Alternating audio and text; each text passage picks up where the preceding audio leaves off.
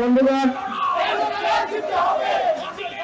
আপনারা লক্ষ্য করেছেন যে আমরা কোন দেশে কি পরিস্থিতিতে বসবাস করছি।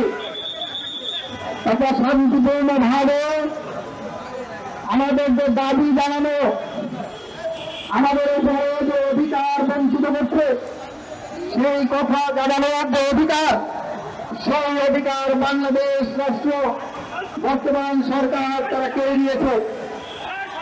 আমরা আজকে সারা দেশে যে দুর্নীতি চলছে এবং দুর্নীতিবাজদের যে নামের তালিকা ইতিমধ্যে গণমাধ্যমে প্রকাশিত হতে চলেছে, তাদের সহ যাদের নাম এখনো প্রকাশিত হয় নাই, সেই সকল দুর্নীতিবাজ, ঋণ খেলাপি, ব্যাংক ডাকাত, কালো টাকার মালিক, যারা দেশের অর্থ বিদেশে পাচার করেছে, সেই পাচারকারীদের বিরুদ্ধে ব্যবস্থা গ্রহণ করার দাবিতে সারা দেশে আমরা ঘেরাও বিক্ষোভ কর্মসূচি দিয়েছিলাম।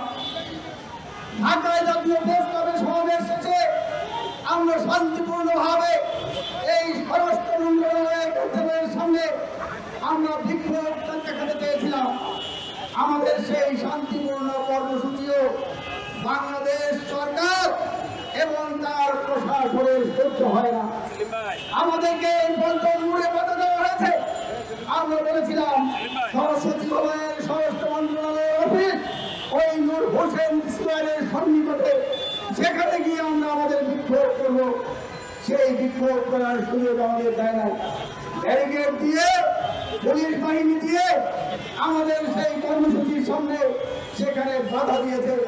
আমরা এই ঘটনার তীব্র নিন্দা এবং প্রতিবাদ জানাই। এটা বাংলাদেশকে একটা পুলিশি রাষ্ট্রে পরিণত করেছে এই শেখ হাসিনা সরকার।